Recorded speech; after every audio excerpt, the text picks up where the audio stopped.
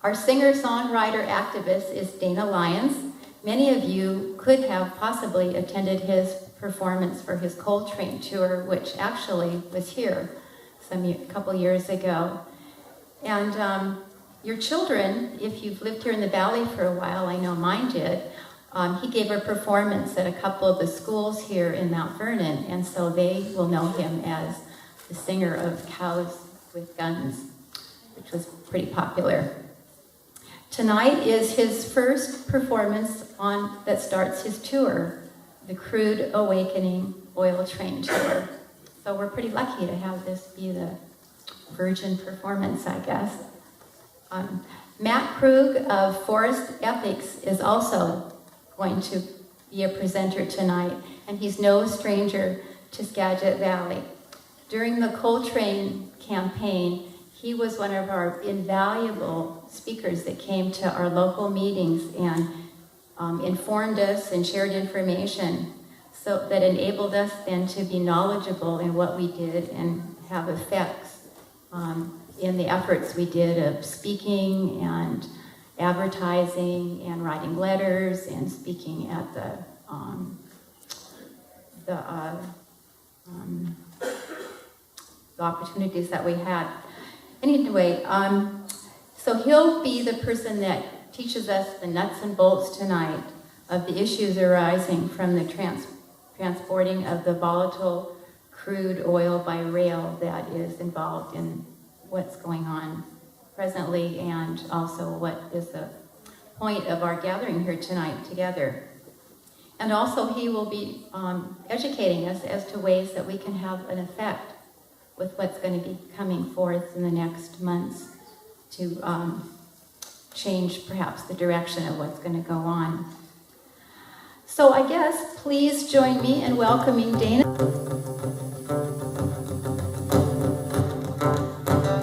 When you feel the ground rumbling, when you hear the great horn sound, the big steel wheels grinding, the three lights bearing down, when a sound that once seemed friendly now is tearing at your heart, there's no backing down. Sometimes the people stand up for a reason.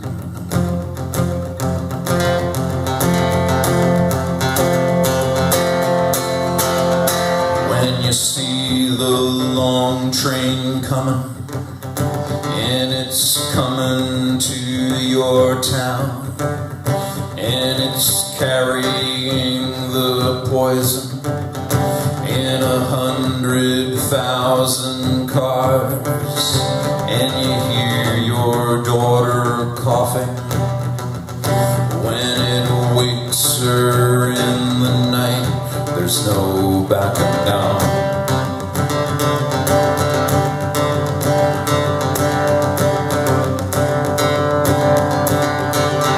When you know it drops the value of every home in town, when you know the kids with asthma jumping rope on the playgrounds, when you know we're all against it and our voices do not count, there's no backing down.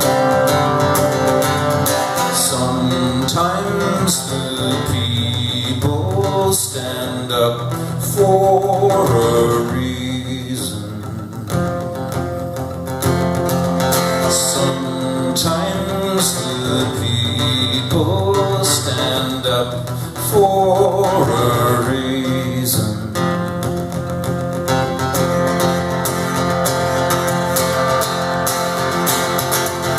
When they hit you with the sales pitch while they're buying off the state, while the feds are gonna tell you that the towns don't have the right to block interstate commerce, to protect your family's health. There's no backing down.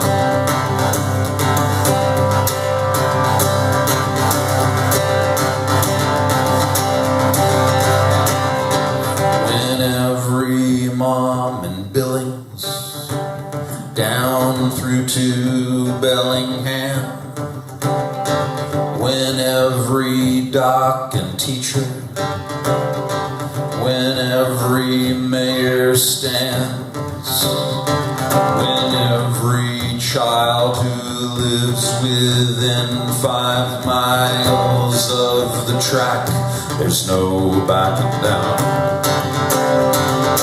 Sometimes the people stand up for a reason. Sometimes the people stand up for a reason. Sometimes the people stand up for a reason. Sometimes the people stand up for a reason.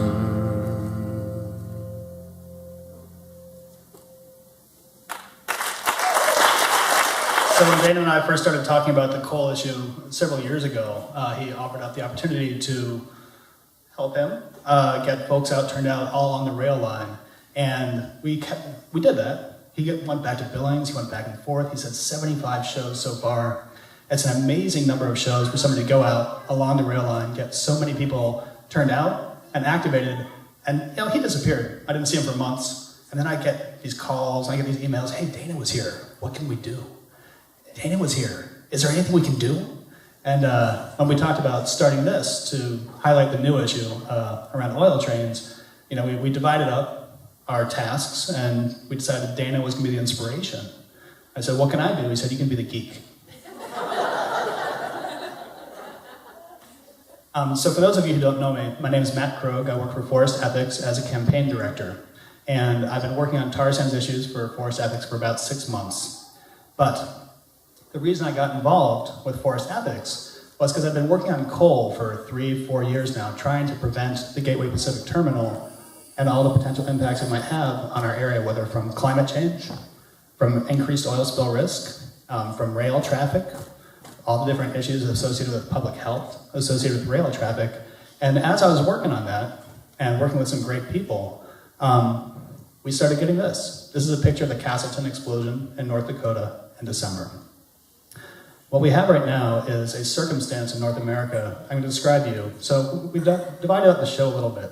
I'm going to talk about the context of all this new oil by rail traffic, what it means in the Northwest, where it's coming from economically and why, and geographically as well. And then Dana's going to entertain some more, talk to you about what's going on out there in the world. I'm going to come back and talk about what it means for here, just a little bit, and what we can do about it. So I spent 3 years fighting coal. And coal has been a huge issue for this region. I look around this room and I see dozens of people who've been involved in the coal issue.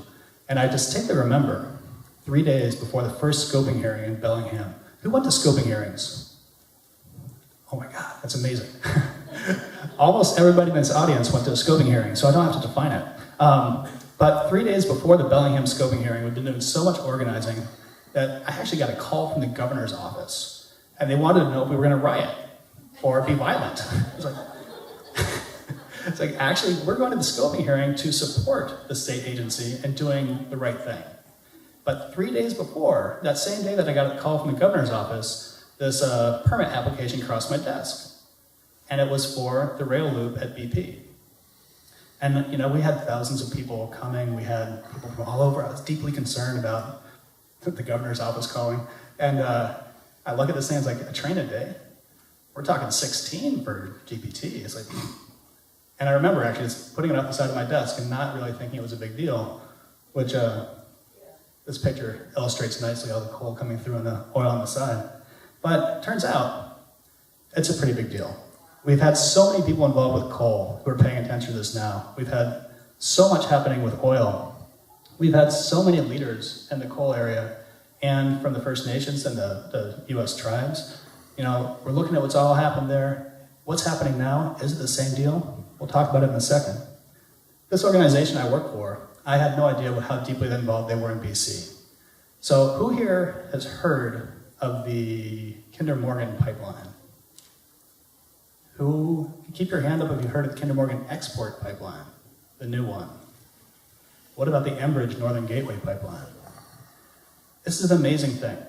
The #1 news story in 2012 in British Columbia was the Enbridge Northern Gateway pipeline. It wasn't the US national election. It wasn't anything else happening in the world. It was this pipeline here, a 525,000 barrel a day pipeline. By comparison, Keystone is 830,000. And this, the Kinder Morgan pipeline, is another 590,000. Talking about bringing tar sands from these areas down through the Salish Sea through our waterways. And there's a huge resistance across the border as well. This is my colleague Ben West. He's been working closely with First Nations to actually oppose both these pipelines. I think there's a very real chance of winning, just like with Keystone. We'll see a decision, or an early decision, any day now. So we have the coal trains. We have these 2 pipelines for tar sands coming through the area. And into this circumstance, we have this amazing thing happening in the background. And for me, it was in the background. I don't know for the rest of you who are working on coal, how apparent it was that this was all going on. But what you see in these numbers, in 2008, 6 years ago, there were fewer than 10,000 rail cars, not trains, rail cars of crude oil transported in America, or the United States. This last year, there was over 400,000 of these rail cars. And I'm going to talk about the rail cars specifically and some of the accidents in a bit. But the question is, how did we go from 10,000 to 400,000 and why? Well, here's part of it. You guys know where the Bakken oil shale fields are? Yeah, a couple folks? North Dakota. A good portion of this deposit of oil shale is on the US side of the border in North Dakota. More of it goes across in Alberta. This is this is actually a representation of an argument I lost with my arch-conservative aunt, who, right about 2005, we were at Thanksgiving, and my mom's here tonight. She may have been there for this conversation. My aunt told me, the Bakken oil, it's this incredible deposit. We're going to get it all. And I looked at the technology. I was like, yeah, no, we're not. Nobody's ever going to get it. Joygle, my aunt, I was wrong. I apologize. This is what we've seen. We've gone from almost no production in the Bakken oil to this year, we are probably going to see over 1 million barrels a day coming out of that area. And there are no pipelines for it, which, by the way, is good. So we have this incredible increase in production in North Dakota at the same time that we see this happening. I'm going to go jump over there real quick. Oh, technology. So we have 2 things happening here that are related to both the coal and the oil.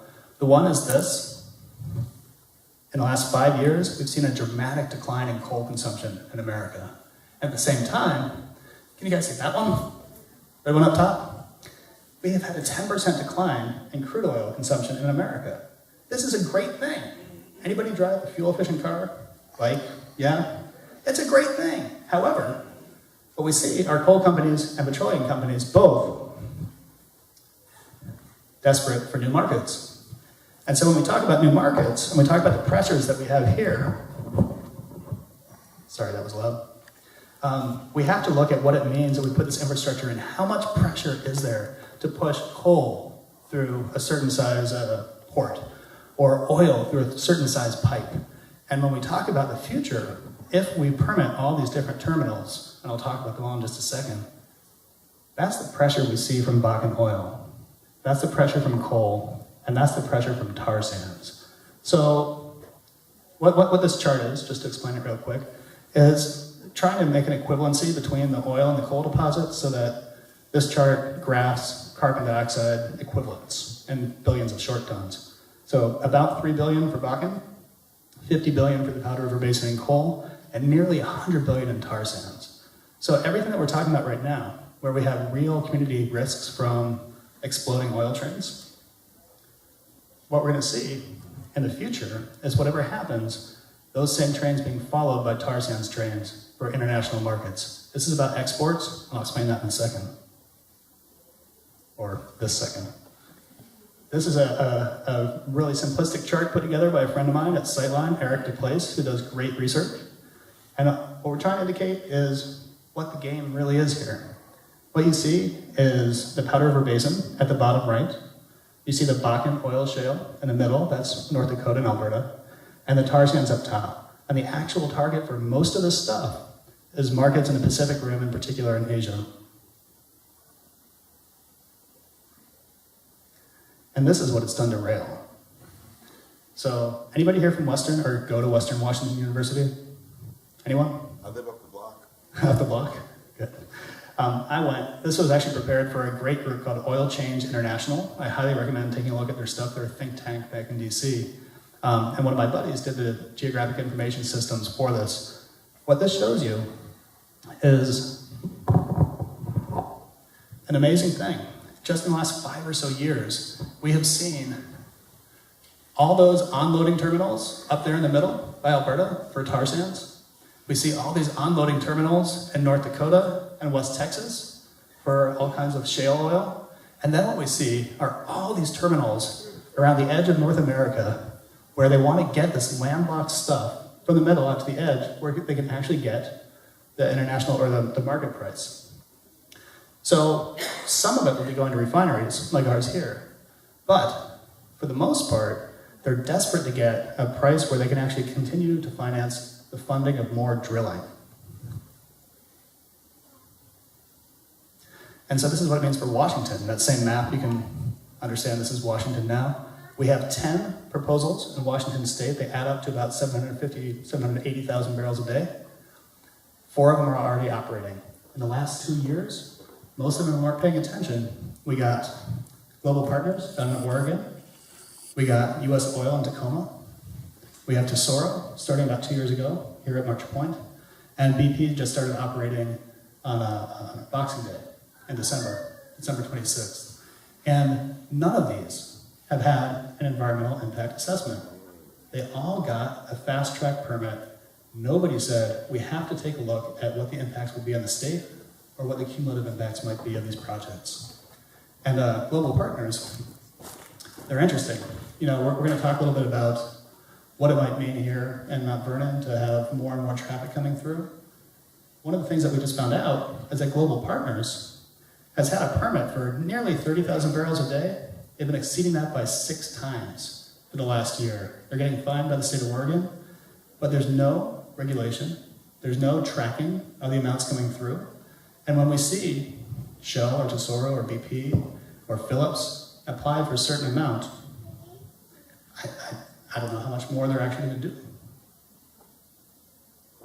This is just adding up all the numbers. What you see right here, the top 4, those are the refineries here. If they operate at full capacity as permitted, not 6 times capacity like Global Partners, but capacity as permitted, that's 3 full oil trains a day coming in through here instead of the 3 a week it is right now. And so this chart is probably the most important, and I should find something compelling to make it look really sexy. But I don't know how to make it sexy. If anybody has any ideas afterwards, you tell me. So here's what we got. We have the 2 pipelines I was talking about in BC. Here's the Trans Mountain expansion at 590,000 barrels a day. Here's the Northern Gateway at 525,000 barrels a day. Here's how much we actually use in the Northwest right now, 650,000 barrels a day, some of which is exported to Oregon and points east. And here are all the proposals for rail in Washington. So what you get out of this is a realization that right now, we are actually meeting our need for oil with the pipeline that we have coming down from Canada and tankers and a few trains. We're meeting it. So who is this 590,000, 525,000 and 780,000 barrels a day for, because it's not for us. And that's one of the key takeaways from this. When you read the press, when you hear decision maker statements, they'll all tell you, we need this capacity, we all use oil. I mean, honestly, I drove here. Anyone else? It's a rainy day. More hands? Yeah, I biked too, but I drove. We all use oil, but the reality is that these huge expansions that we're talking about, that map I showed you of America, and this right here, tells you it's not for us. And finally, for this particular section, I wanted to point this out. This came out of the Wall Street Journal. I'm not a regular reader, but they worked with Tesoro for this map. And what you can see is getting oil from the Bakken Shale out to the East Coast, where there are refineries and international markets. $16 a barrel, Gulf Coast 12.5, LA 14, San Francisco 13. We are less than 10 in the Puget Sound.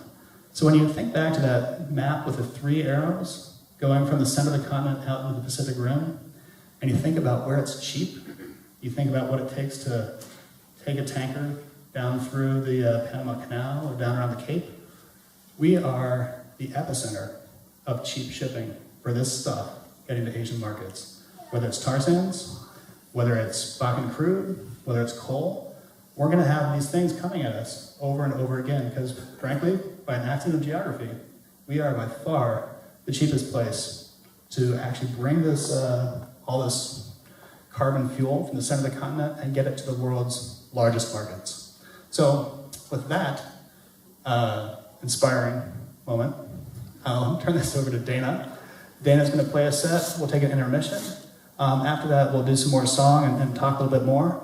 And in the meantime, Dana's going to talk to us a little bit about the petition that we've got circulating. Hopefully, you guys have had a chance to sign it. And we'll talk more about what this means for Mount Vernon in the second half. Dana.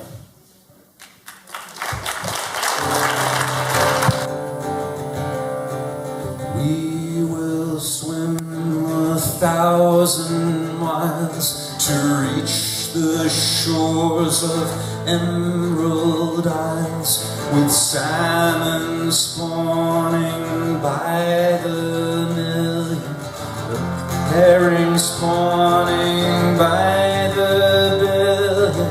Gather with our pods again, the summer food, the summer friends, to raise our babies safe and free.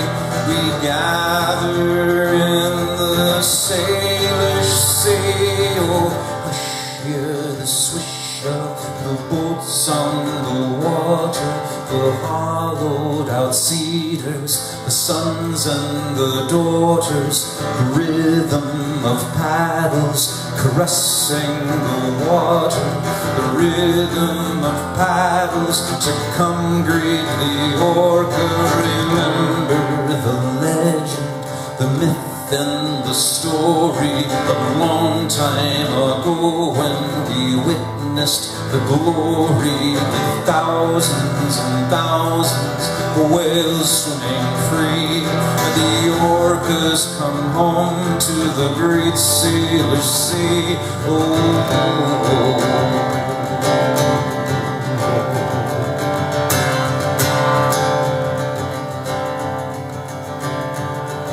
I hear your song from many miles, your distant thoughts, your distant smiles. Today we swim in different bays.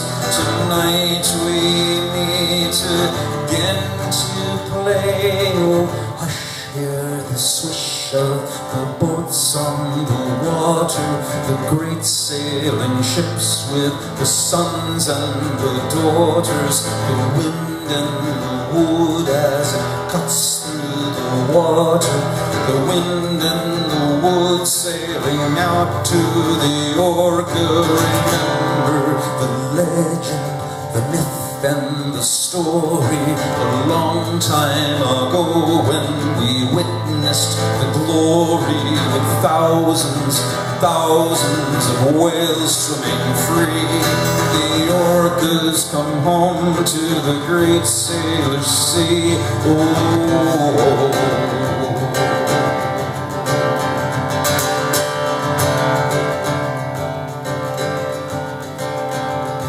100 times around the sun I saw the slaughter, smelled the blood, the water turning blue to brown, the metal ships, the screaming sound. I cannot hear your song today. The salmon gone, the herring late, and more the ships to come.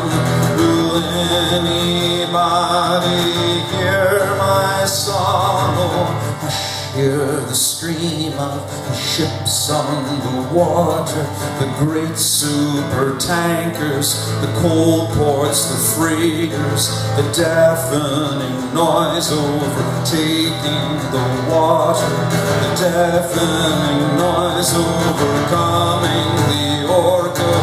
Remember the legend, the myth and the story, a long time ago when we witnessed the glory, with thousands and thousands of whales swimming free. The orcas come home to the great sailor sea. Oh, hush, hear the voice from both sides of the border, the rallies, the blockades, the brave sons and daughters, the people speak out for protecting the water. The people are rising to come save the orca. Oh, oh,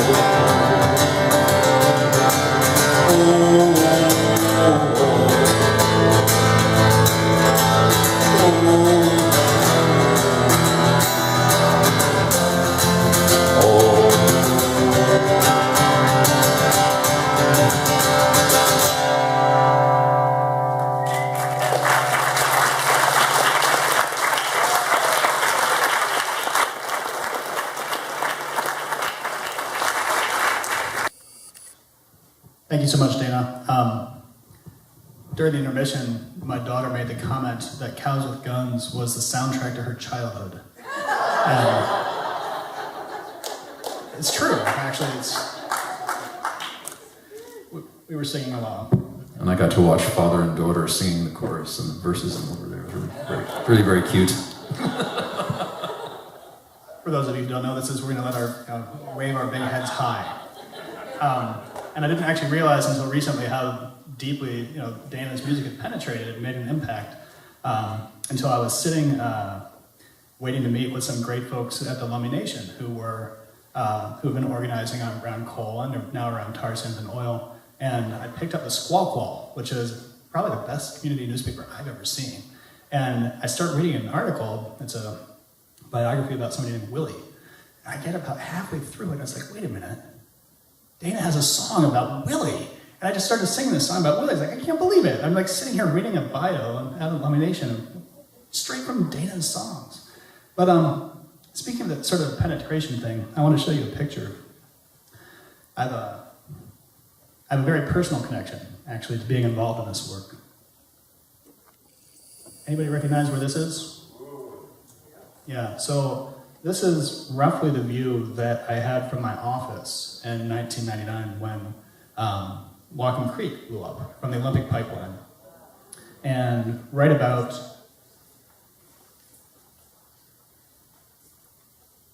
there is my daughter's preschool. And so it was an impressive moment for me, to say the least. And since then, I went back to school and I started studying environmental science for my graduate degree, and I've ended up getting progressively more involved in these issues. But the thing that this underlines is how incredibly infused our society is with fossil fuels, and that there are very, very real risks to these fossil fuels. And so at the beginning, in the first part, before we had a bunch of great inspiring stuff from Dana, I talked a little bit about the broader construct, the economics and the geography that got us where we are in the Northwest fighting this stuff. Now I want to talk directly about one of the issues that's really going to get people organized and angry, and it should, and it's about safety. This is a picture of Lac Mégantic, Quebec, when Dana mentioned it a little bit earlier, an unattended train, the brakes went loose as the conductor was off the train, and it rolled back into the town, and it killed 47 people, decimated the downtown. At the time this happened, a lot of folks around the country thought this was sort of a one-off event. But with the increase of oil traffic that we talked about before, from 9,500 cars a year to 400,000 cars a year, we've seen more and more to the point that we see 1 to 2 either explosions or derailments every month in the last year. This is Aliceville, Alabama. And this picture was taken by a friend of mine, the Hurricane Creek Keeper. His name is John Wathen. And John was the first person there to actually show up, who was not a first responder. He was evicted from the site and threatened with trespassing for trying to take water quality samples to see what was actually in it. And he's also the first person to verify that, unlike these other accidents that we've seen, where there was a derailment and then I'm about to talk about the safety of these cars because it's a really important issue. When there's a derailment, they're prone to puncturing and exploding. In this case, in Aliceville, they exploded and then they derailed. And so one of the things that we're going to see around the country, remember I showed you this giant map of rail routes around the US, is the more traffic gets shoved in there, the more a lot of trains are going to end up on the Class 2 railways, which are not as well maintained, or even the short line rails, which are bumpier. And we think what happened in Aliceville was all the agitation, the weakness of some seals, these old cars, actually allowed these to explode first and then derail.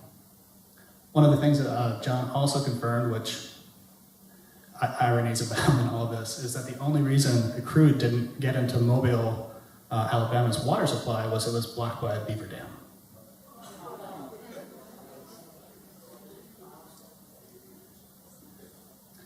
This is Castleton, North Dakota, in December. I'm showing you these pictures, A, because I actually think this is a beautiful picture, but B, it's happening over and over again.